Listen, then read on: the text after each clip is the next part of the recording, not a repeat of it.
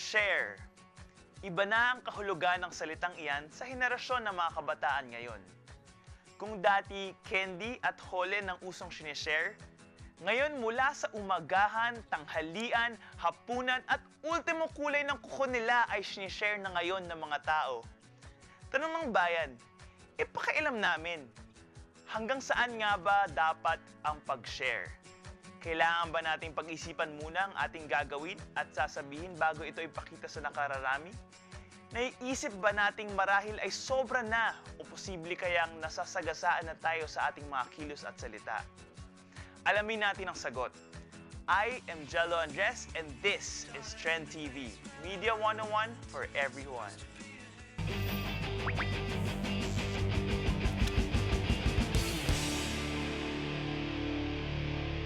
And for today's guest, we have someone from RX 93.1's The Morning Rush. Let's all welcome Mr. Gino Quillamor. Hello. Woo! Thanks for having me. You're welcome. Should I call you DJ Gino? No, please, Gino, God, no. Gino, Just say or- Gino. Just Yeah, Gino. you can call me Gino's fine. Gino. All right. Gino, as a radio DJ, what are the factors that you consider when you go on air? Well, I guess just, some of the basic things that you have to remember every time you go on air is that, well, at least for us, because we're a pop station, so mainly we're there for entertainment's sake. Well, for one thing, you have to consider your audience first. I mean, at certain times of the day, obviously you have kids listening to you. At certain times of the day, you have, most of the adults listening to you. So maybe by then you can start sort of like moving up your I don't know, your sense of humor or. Oh, so you really something- censor your sense of Yeah, humor. I mean, obviously, like, Okay. because you never know who's tuned in. I mean, obviously, you don't go overboard with the green jokes or anything like that. Mostly because as a broadcaster, the sense of responsibility will always be there, and so I guess some of the factors that you have to consider are that just remember that kids could be tuned in, moms could be tuned in, people from different religions could be tuned in. So just True. be I guess just be sensitive enough to know who's listening to you. But usually, kunyari, may nagreklamo sa station or like someone heard. Obviously, pag yung boss hindi nakarinig, wala mangyayari. But Yeah. then, pag may nagreklamo sa station, what are the usual consequences that happen? Well, thankfully, nobody from our station has gotten anything like that because okay. we're pretty careful with it. But from other stations, which I won't name na lang, they get suspended. Okay. I'm sure you've heard of this before. So, stuff like that. And, well, not only kasi, to be completely honest with you, as a broadcaster, it's not just because, like, when you get suspended. It's the main concern isn't like, oh my God, I'm not going to have money. Because, like, it's really not that. I mean, after a while, you really miss being able to talk on Doing air it, and just yeah. entertaining people. So I guess that's the biggest like consequence that they have to face. And especially in this industry, it's such a fast-moving one. Na parang you're gone for like 2 months, next thing you know, nobody remembers you anymore. You know what I mean? So I guess that's one of the biggest consequences of it also. Do you believe that, well, us, the youth, should, well, Ouch. sorry, I'm not saying that he's old. Ow. Well, I'm us, sorry. Us, Ow.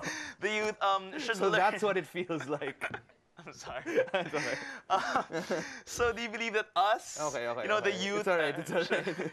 should learn self-regulation as well? Yeah, for sure. I mean, I honestly believe that this is something that you learn from your parents. Like, as much as I hate to admit it, all the pagalits, all the sermons from your folks, eventually, and take it from me, like, I've had a lot of sermons and pagalits from my parents, but, and during that time, I was probably like, whatever, I don't care what you say, I know what I'm doing, but, like, as you get older, which eventually you guys will too, you'll start to realize na parang, okay, that's where they were coming from. Na parang they wanted to mold you into this better person, and this is where self-regulation comes in. Na parang you know what you're supposed to say, you know what you're not supposed to say, you know what topics to avoid, you know how to like deal with people. You know what I mean? And I guess I was just lucky enough to have a really good upbringing from my parents that way.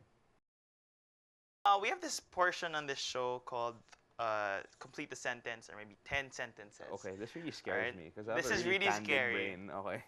Really fast. Ang kabataan Ang future ng mundo. may Twitter ako kasi Kasi kailangan ko siya sa trabaho. i-share mo na ang lahat, wag lang. Picture ng Jebs mo. Idol ko si Ryan Reynolds. palaging trending topic sa buhay ko ang Pag-ibig. Nox. Iba-block kita sa Facebook pag Tinawag mo ako mataba. ipa-follow kita sa Twitter kung Chicks ka. ka-look-alike ko si Adam Sandler. Ah, ipaglalaban ko ang Pag-ibig ko tsaka kotse ko. Labo. puro pag-ibig ah. I'm very love-centered. Ang Pinoy may Kapangyarihan. I guess that's a good way to end the 10 questions. 10 sentences rather. Medyo kinabahan ako doon. Wala naman, buti naman na-censor yung 10 sentences. Wrong, eh. Parang okay. Thank you so much, we Sure, had sure. fun. That was Thank you. Mr. Gino Quillamor from The Morning Rush of RX 93.1. Mula sa radyo, magtungo naman tayo sa telebisyon. Let's hear it from our trendsetter of the day, Erica, as she goes up close and personal with Mr. Lourd de Veyra, writer and host of TV5's Word of the Lord. Hi guys, we're in Luneta right now with Mr. Lourd de Veyra. Yan. And So- we're with Erica. Tuluneta pa rin. Sa Word of the Lord po ba, paano niyo po nasisigurado na yung language pati yung content, parang paano niyo po siya tinitimpla na sakto sa audience? I am the audience. Pag may topic kami, it has to be something catches my interest. Muna, ako, as host and writer. Otherwise, hindi ko siya gagawin. Sir, sa different like fields po, with television, radio, pati with the internet, paano niyo po, ano yung pagkakaiba po ng tatlong fields in terms of content? Ngayon, lumalabas, parang nabablur na yung distinctions and boundaries nila.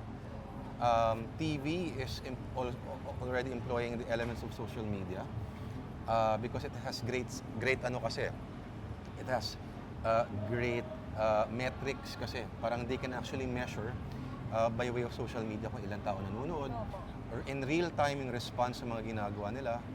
Sir, nagkaroon na po ba kayo ng experience na may sumita sa inyo or na MTRCB ba kayo ever dahil sa statements? MTRCB hindi pa naman, pero nasabihan kami noon, wag ipakita yung mukha ng mga bata, mga minor de edad.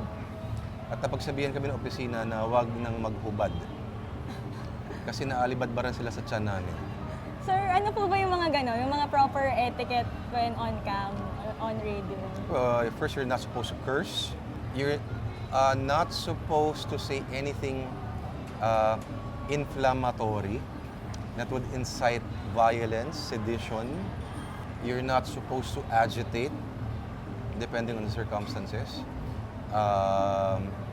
You're not supposed to threaten anyone on air. Yun lang pagkakaalam ko. Thank you so much for granting us this interview. Didiretso na tayo sa short game lang po, sir. The first thing that comes to your mind.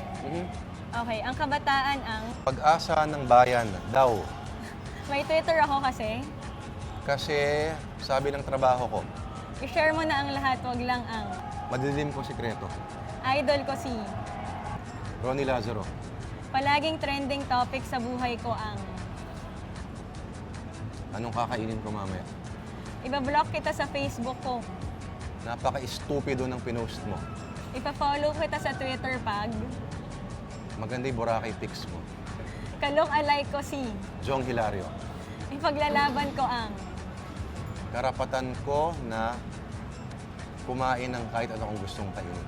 Ang Pinoy may... Saya at sense of humor. Kahit galit na, pumaparty pa rin. Thank you po, sir. Thank you so much.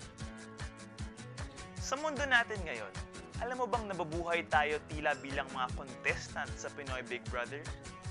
Bawat kilos at salita natin ay naririnig, nababasa, nakikita ng iba, at siya namang nagdadala ng iba't ibang impluwensya at reaksyon.